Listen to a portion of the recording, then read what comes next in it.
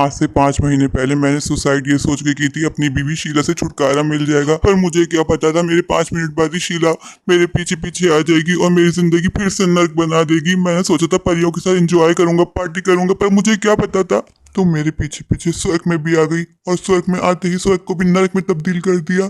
मेरा क्या कसूर था?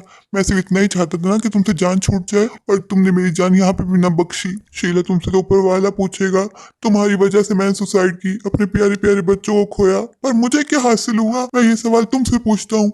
तुम मेरे पीछे पीछे स्वर्ग में क्यों आ गई? क्यों मर गई तुम? अब हमारे बच्चों का ख्याल कौन रखेगा? अब हम दोनों ऊपर आ गए तो वहाँ बच्चों का ख्याल कौन रखेगा? तो तुम्हें बताना चाहिए था ना कि जो तुम खाना खा रहे हो उसमें जहर मिला हुआ है। मैं तो हुई एक नंबर की भूखा औरत, तुम्हारे प्लेट में बचा हुआ खाना देखा तो सोचा खा लूं, पेट भर जाएगा।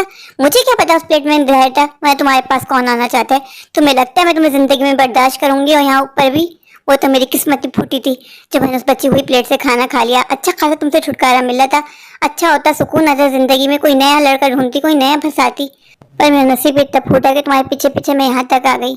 यही तो मैं तुमसे कहना चाहता हूँ कि तुमने मेरे पीछे दुनिया में तो नहीं छोड़ा और मेरे पीछे पीछे यहाँ तक आ गई तुम।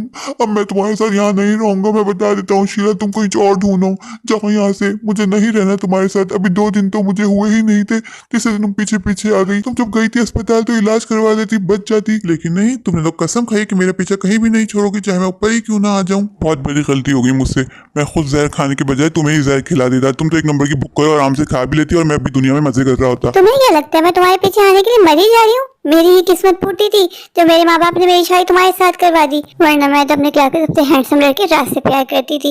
मैंने पापा को बताया था, पर पापा ने मेरी एक ना सुनी और मेरी शादी तुमसे करवा दी। मेरे तो नसीब में तुम लिखे थे। जब आपका नसीब फूटा हो तो आप भी कुछ नहीं कर सकते। और शान, तुम्हें क्या लगता है तुम्हारे 3-4 अफेयर्स चल रहे थे ना, मुझे उन सबके बारे में पता था। और हद तो जब हो गई जब मुझे पता चला कि तुमने मेरे घर की नौकरानी, हमारे घर की सर्वेंट के साथ तुम्हारा चक्कर चल रहा है। छी छी छी, मैं तो चाहती तुम्हें रंगे हाथ पकड़ूं, लेकिन किस्मत ने मुझे इतना टाइम ही नहीं दिया। काश मुझे थोड़ा सा भी आइडिया होता कि उस बचे हुए खाने में जहर मिला हुआ है तो मैं वो खाना कभी भी नहीं खाती और अपनी जिंदगी आराम से गुजार रही होती। तुम तो बस रहने दो। तुमने ना मुझे कभी जिंदगी में सुकून दिया और मरने के बाद मेरे पीछे पीछे आ गई। सोचा था ऊपर चला जाऊंगा, सुकून की जिंदगी गुजारूंगा। तुम्हें क्या लगता है मैं तुम्हारे प्यार में पागल हूँ? तुम्हारे पीछे पीछे यहाँ तक आ जाऊंगी? काश कोई मुझे थोड़ा सा बता देता तो आज मैं जिंदा होती, अपने बच्चों के पास होती।